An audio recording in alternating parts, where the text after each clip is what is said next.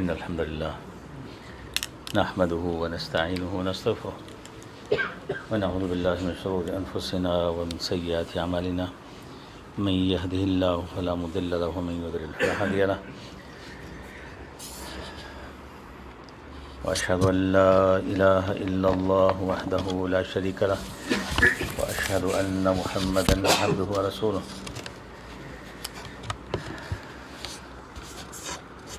اللهم صل على محمد وعلى آل محمد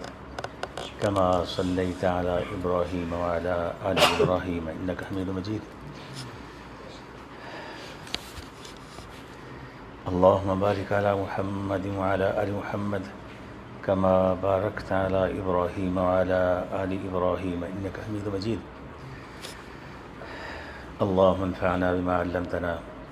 وعلمنا ما ينفعنا وزدنا علما الحمد لله على كل حال ونعوذ بالله من حال أهل النار أما بعد فإن خير الحديث كتاب الله وخير الهدي هدي محمد صلى الله عليه وسلم وشر الأمور محدثاتها وكل محدثة بدعة وكل بدعة ضلالة وكل ضلالة في النار وبعد فأعوذ بالله من الشيطان الرجيم بسم الله الرحمن الرحيم واعبد ربك حتى يأتيك اليقين رمضان المبارک کے گزرنے کے بعد اس سے مستفید یا محروم ہونے کے حوالے سے جائزہ لینا اور غور و فکر کرنا عقل مندی اور سنجیدگی کا تقاضا ہے۔ مادی چیزوں میں ہم اس بات کی اہمیت کو سمجھتے ہیں کہ اگر کسی نے کوئی ایسا کاروبار کیا ہو جس میں کوئی بہت بڑی انویسٹمنٹ کی گئی ہو تو آدمی اس سے نفع و نقصان معلوم کرنے کی کوشش کرتا ہے کہ کیا کھویا اور کیا پایا، اور نقصان کی صورت میں اس کے اسباب کا جائزہ لینے کی کوشش کرتا ہے تاکہ مستقبل میں ان غلطیوں سے بچ سکے جن کی وجہ سے اسے نقصان ہوا۔ ہماری زندگی میں جو ابھی تقریباً 19-20 روز پہلے رمضان المبارک آیا، اس میں ہم نے کیا کھویا اور کیا پایا، یقیناً ہم سب نے بھرپور اس سے مستفید ہونے کی کوشش کی ہوگی اور خوب جوش و جذبے کے ساتھ کی ہوگی۔ روزے بھی رکھے، نمازیں بھی پڑھیں، تراویح بھی پڑھیں، قرآن پاک کی تلاوت بھی کی، ذکر و اذکار بھی کیے، مگر پھر کیا ہوا؟ وہ مبارک مہینہ ختم ہوتے ہی سب کچھ الٹ پلٹ ہو گیا۔ مسجدوں کی رونقیں ختم ہو گئیں، وہ جوش و جذبہ نہ رہا، نہ کوئی ہمارے رویوں میں تبدیلی نظر آئی، اور نہ کسی نیکی کا کوئی اثر نظر آیا۔ ایسا کیوں ہے؟ یقین نہیں آتا، سمجھ سے بالاتر ہے کہ اچانک یہ کیا ہوا۔ مہینہ بھر آدمی جو کام بڑے ذوق اور شوق سے کر رہا تھا، بڑی توجہ اور انہماک سے کر رہا تھا، اہتمام کے ساتھ کر رہا تھا، وہ ہم اس کو کیا سمجھیں؟ اسے ڈھونگ سمجھیں، کوئی ڈرامہ سمجھیں، بہروپ سمجھیں، کوئی بھیس سمجھیں، مکاری اور شعبہ دبازی سمجھیں، ایمان کی کمزوری سمجھیں، منافقت سمجھیں، یا اللہ اور اہل ایمان کو دھوکہ دینا سمجھیں، یا نہ سمجھی سمجھیں۔ حقیقت یہ ہے کہ اس بات کا فیصلہ کرنا انسان کے بس کی بات تو نہیں ہے۔ البتہ اتنا ضرور کہا جا سکتا ہے کہ یقیناً ناسمجھی اور نادانی ہے، ضعف ایمان ہے، لا علمی ہے، دین سے ناواقفی ہے اور دین سے دوری ہے، اور دین کے معنی و مفہوم اور مطلوب و مقصود کے حوالے سے قصور فہم ہے۔ دین سے بے رغبتی اور دنیا کی ہوس ہے، جیسے کہ اللہ فرماتے ہیں کلا بل تحبون العاجلۃ وتذرون الآخرہ، ہرگز نہیں، اصل بات یہ ہے کہ تم لوگ جلدی حاصل ہونے والی چیز یعنی دنیا سے محبت رکھتے ہو اور آخرت کو چھوڑ دیتے ہو۔ تو دین سے بے رغبتی کی اگرچہ یہ ساری وجوہات ہو سکتی ہیں کہ جن کا ابھی ہم نے ذکر کیا، مگر مال و دولت کی رغبت اور چاہت اور اس کی ہوس دین سے دوری اور بے رغبتی کی گویا کہ جڑ ہے اور اس کی بنیاد ہے، اس کا خلاصہ اور نچوڑ ہے، کیونکہ مال کو امت کا ایک خصوصی فتنہ اور بنیادی فتنہ قرار دیا گیا ہے، جیسا کہ حدیث میں آتا ہے، آپ صلی اللہ علیہ وسلم فرمایا ان لکل امت فتنہ وفتنۃ امتی المال، کہ ہر امت کے لیے ایک فتنہ اور آزمائش ہوتا ہے، مگر میری امت کا فتنہ مال ہے۔ یعنی یوں تو ہر امت میں بے شمار فتنے ہوتے ہیں، کوئی شخص کسی ایک فتنے میں مبتلا ہوتا ہے، کوئی دوسرا کسی دوسرے فتنے میں مبتلا ہوتا ہے، مگر ایک ایسا فتنہ کہ ساری امت جس کی لپیٹ میں آ جائے، وہ فتنہ اس امت کا خصوصی فتنہ ہوتا ہے۔ چنانچہ امت محمدیہ علیہ صاحب الصلاۃ والسلام کا وہ فتنہ کہ جس میں تقریباً ساری امت جس کی لپیٹ میں آ جائے، مال کا فتنہ ہے، اور مال کے فتنے سے مراد کثرت مال ہے، اگرچہ قلت مال بھی ایک فتنہ ہے، مگر مال کی تنگی اور قلت کو برداشت کرنا نسبتاً آسان ہوتا ہے، اور دوسرے کہ مال کی تنگی کی وجہ سے جو انسان کے دین میں کوتاہیاں آتی ہیں، کمی آتی ہے، وہ بھی نسبتاً مال کی کثرت کے فتنے سے کم ہوتی ہے، جبکہ کشادگی اور وسعت رزق کی عموماً منفی اثرات اس سے مرتب ہوتے ہیں، جیسا کہ اللہ فرماتے ہیں وَلَوْ بَسَطَ اللَّهُ الرِّزْقَ لِعِبَادِهِ لَبَغَوْا فِي الْأَرْضِ وَلَكِنْ يُنَزِّلُ بِقَدْرٍ مَا يَشَاءُ إِنَّهُ بِعِبَادِهِ خَبِيرٌ بَصِيرٌ۔ اور اگر اللہ تعالیٰ اپنے بندوں کو کھلا رزق دے دیتا تو وہ زمین میں سرکشی برپا کرتے،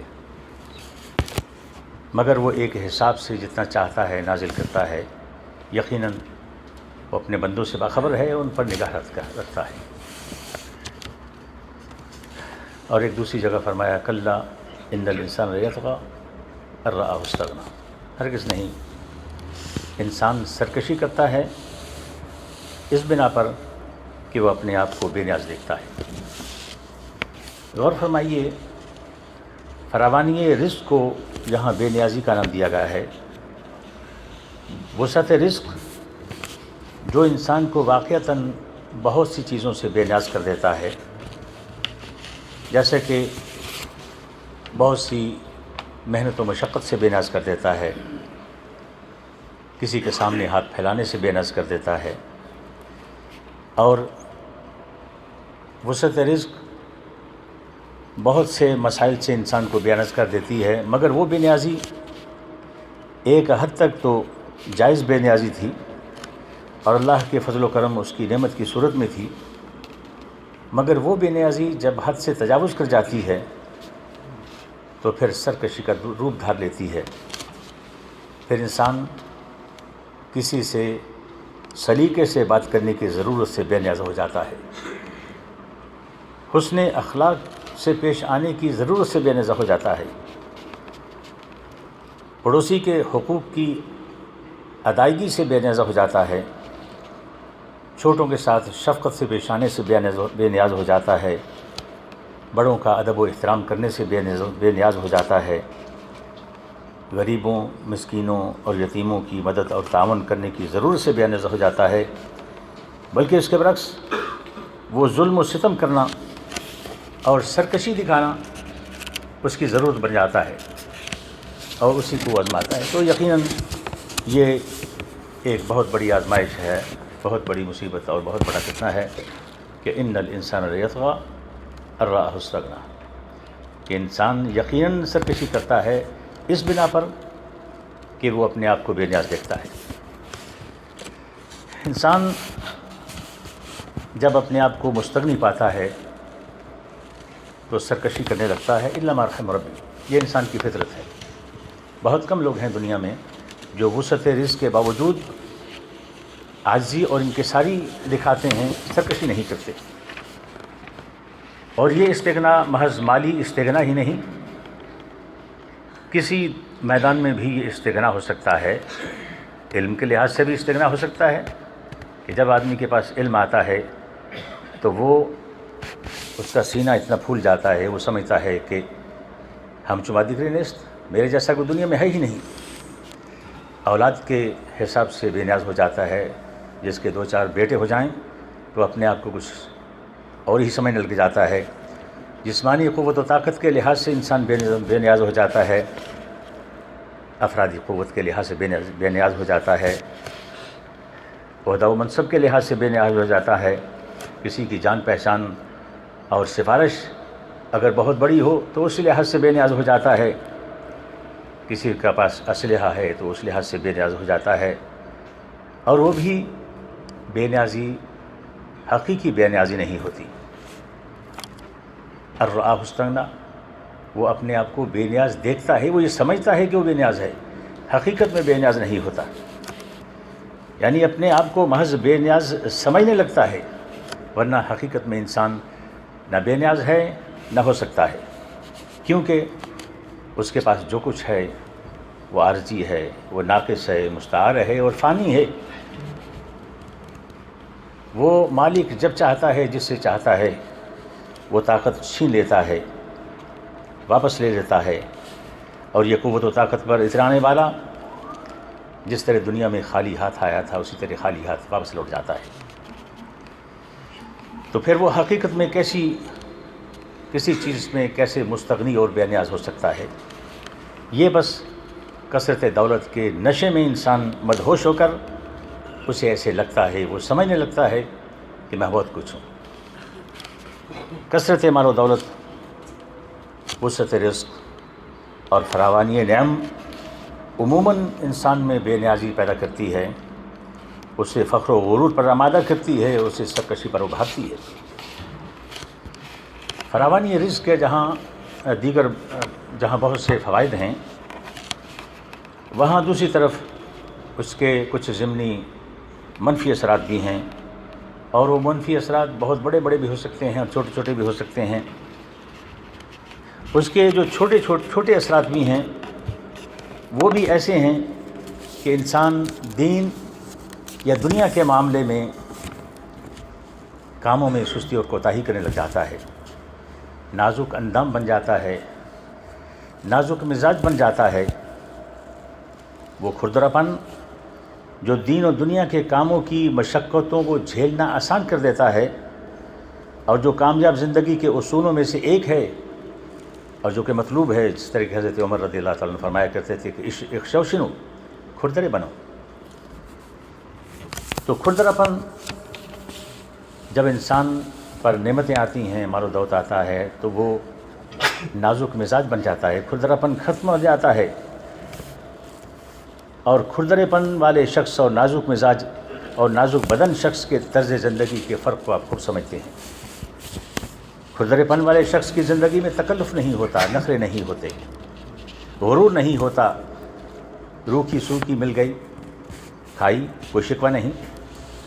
جہاں بٹھایا بیٹھ گئے، کوئی پرواہ نہیں، جیسی ذمہ داری دی گئی، جیسا کام ملا کر لیا، عزت نفس کا مسئلہ نہیں بنایا۔ دوسری طرف جو نازک مزاج انسان ہوتا ہے، آپ کا معلوم ہے کہ پر تکلف کے ساتھ انہیں جب تک کھانا پیش نہ کیا جائے تو ان کے حلق سے نیچے اترتا نہیں۔ بیٹھنے کے لیے اگر انہیں کرسی پیش کی جائے تو بھی ناک منہ چڑھاتے ہیں، ناگواری کا اظہار کرتے ہیں، کیونکہ صوفے سے کم کوئی چیز ان کی تشریف کو گوارا نہیں ہوتی۔ اور اسی طرح ہر کام میں بس تکلف ہی تکلف ہوتا ہے۔ آپ نے دیکھا کہ حتیٰ کہ نماز پڑھتے ہوئے ان کی ساری توجہ اپنے لباس میں ہوتی ہے، اس کی سروٹوں کو اسے بچانے کے لیے بڑے تکلف سے نماز پڑھتے ہیں۔ تو آسانیوں، سہولتوں اور فراوانیوں کے سائیڈ ایفیکٹس کی یہ ایک ہلکی سی جھلک ہے، ورنہ تن آسانیوں، کوتاہیوں اور سرکشیوں کا سلسلہ تو یقیناً بہت دراز ہے۔ وسعت رزق کی ضمنی منفی اثرات میں سے ایک یہ بھی ہے کہ شاید جو بہت کم ہو، چھوٹا ہو، جبکہ حقیقت میں وہ بھی چھوٹا نہیں، کیونکہ وہ آدمی کی سوچ کا دھارا بدل دیتا ہے، اور وہ یہ کہ آدمی کی دنیا کی اشتہا بڑھ جاتی ہے، اس کے لالچ، طمع، طلب اور خواہش میں اضافہ ہو جاتا ہے، اور شکر و سپاسگزاری میں کمی واقع ہو جاتی ہے۔ اور شاید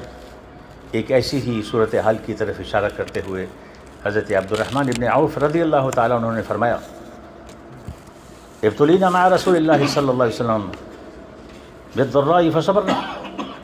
ثم ابتلینا بالسراء فلم نصبر۔ ہم آپ صلی اللہ علیہ وسلم کے ساتھ تنگیوں، تکلیفوں، مشقتوں اور مصیبتوں کی آزمائش میں مبتلا ہوئے تو ہم نے صبر کیا، پھر جب آسانیوں، سہولتوں، فراوانیوں اور خوشحالیوں کی آزمائش میں مبتلا ہوئے تو ہم صبر نہ کر سکے۔ یہاں صبر نہ کر سکنے کا مطلب ہرگز یہ نہیں ہے کہ مال و دولت کی فراوانی کے بعد انہوں نے کوئی بے راہ روی اختیار کر لی ہو، فرائض میں کوتاہی کی ہو، یا کسی پر ظلم و زیادتی کرنے لگ گئے ہوں، یا لوگوں کو حقیر جاننے لگے ہوں، یا کسی سرکشی پر اتر آئے ہوں۔ ہرگز نہیں، بلکہ مفہوم یہ ہے کہ خوشحالیوں کے وقت جس انداز سے انہیں اللہ کا شکر ادا کرنا چاہیے تھا، شاید وہ ادا نہ کر سکے ہوں۔ یہ اللہ کا قانون ہے کہ وہ لوگوں کو تنگی اور تکلیف میں آزماتا ہے، اور تمنگری و خوشحالی کے ساتھ بھی آزماتا ہے، اور کسی کو دونوں کے ساتھ آزماتا ہے، جیسے کہ اللہ فرماتے ہیں وَنَبْلُوكُمْ بِالشَّرِّ وَالْخَيْرِ فِتْنَةً وَإِلَيْنَا تُرْجَعُونَ، اور ہم اچھے اور برے حالات میں تمہیں ڈال کر تمہاری آزمائش کرتے ہیں، آخر کار تمہیں ہماری طرف ہی پلٹنا ہے۔ تو تنگی اور تکلیف پر صبر کرنا آسان ہے، مگر خوشحالی اور فراوانی پر صبر کرنا آسان نہیں ہے۔ لہٰذا اصل خطرے کی بات امیری ہے، فقیری نہیں۔ جیسا کہ حدیث میں ہے، آپ صلی اللہ علیہ وسلم نے صحابہ اکرام کو مخاطب کرتے ہوئے فرمایا فواللہ ما الفقر اخشى علیکم، اللہ کی قسم میں تمہارے فقر و فاقے کا ڈر نہیں رکھتا کہ تم غریب ہو جاؤ گے تو تمہارا ایمان کمزور ہو جائے گا یا کچھ ہو جائے گا،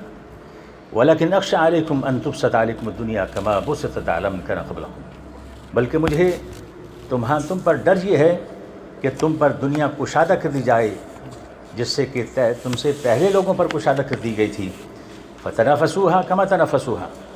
پھر تم اس میں سے ایک دوسرے پر سبقت لے جانے کی کوشش کرنے لگو جس طرح انہوں نے کوشش کی، وَتُهْلِكَكُمْ كَمَا أَهْلَكَتْكُمْ، اور وہ تمہیں اسی طرح تباہ و برباد کر دے جس طرح اس نے ان کو برباد کیا۔ اندازہ کیجئے کہ جو بات آپ صلی اللہ علیہ وسلم نے قسم کھا کر ارشاد فرمائی ہے وہ کتنی اہم ہے،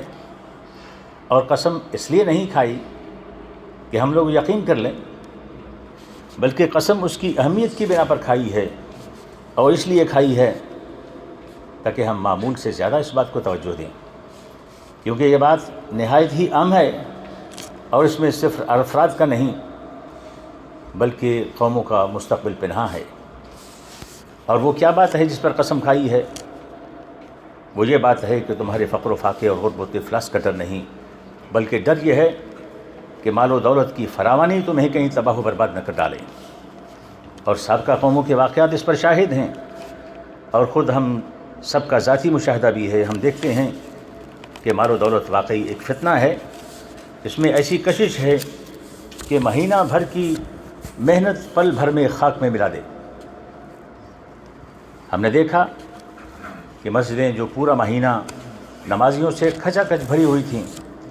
کہ تل دھرنے کی جگہ نہ تھی، عید کا چاند نظر آتے ہی وہ ایسی خالی ہوئیں کہ فجر کی نماز میں صرف چند 2 لوگ ہی باقی رہ گئے۔ عید کا چاند دیکھ کر وہ ایسی بے رخی، بے رغبتی، بے وفائی اور بے اعتنائی کے ساتھ مسجدوں کو خیر بات کہہ کر چل دیے کہ کأن لم تکن بینکم وبینہ مودہ، گویا کہ تمہارے اور اس کے درمیان کوئی محبت کا رشتہ کبھی تھا ہی نہیں۔ مسجدوں کے ساتھ رشتہ اور تعلق یادداشت سے ایسا محو ہوا کہ اب حال یہ ہے کہ یاد دلانے پر بھی شاید انہیں یاد نہ آئے کہ کبھی ہم بھی تم بھی تھے آشنا، تمہیں یاد ہو کہ نہ یاد ہو۔ اندازہ کریں ایسی شدید بے رغبتی، بے نیازی، بے رخی اور بے پرواہی کہ مہینہ بھر کی محنت کو یوں یکسر نظر انداز کیا جیسے کبھی کوئی تعلق تھا ہی نہیں۔ اس صورتحال کی سنگینی کا شاید انہیں اندازہ ہی نہیں۔ یہ کوئی معمولی بات نہیں ہے،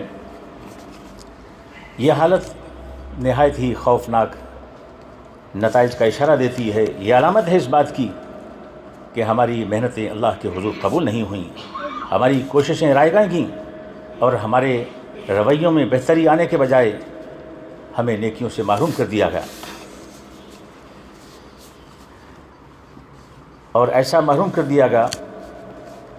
کہ ہم سے شاید فرائض کی ادائیگی کی توفیق بھی چھین لی گئی۔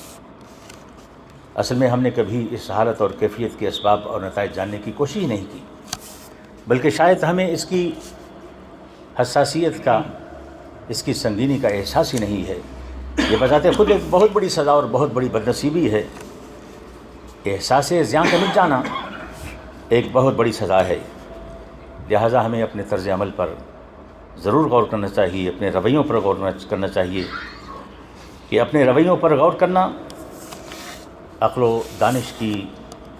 علامت ہے، اور غور و فکر کرنے سے انسان اپنے مقصد زندگی کے ساتھ وابستہ رہتا ہے، ورنہ بہت جلد پٹری سے اتر جاتا ہے اور جانوروں کی طرح بے مقصد زندگی گزارنے لگ جاتا ہے کہ ان کی زندگی کا کوئی مقصد ہوتا ہے، نہ ہدف ہوتا ہے اور نہ کوئی منزل ہوتی ہے۔ ایک ایسے شخص کی جانوروں کے ساتھ مشابہت کہ جو بے مقصد زندگی گزارتا ہو، حقیقت میں یہ بھی ذرا کم مشابہت ہے، نامکمل مشابہت ہے، کیونکہ اللہ فرماتے ہیں بل ہم اضل، بلکہ یہ ان سے بھی گزرے ہیں، ان سے بھی بدتر ہیں، کیونکہ جانور اگر بے مقصد زندگی گزارتے ہیں تو اس کی وجہ یہ ہے کہ انہیں عقل و شعور نہیں دیا گیا، جبکہ انسان کو اس نعمت عظمیٰ سے مالا مال کیا گیا ہے۔ اس کے باوجود اگر وہ اس نعمت سے محروم رہتا ہے اور اپنے مقصد زندگی کی طرف جاتا نہیں ہے تو پھر وہ حقیقت میں ان سے بھی بدتر ہے۔ اپنی کوتاہیوں اور ناکامیوں پر غور و فکر کرنا یہ انسان کی ضرورت ہے،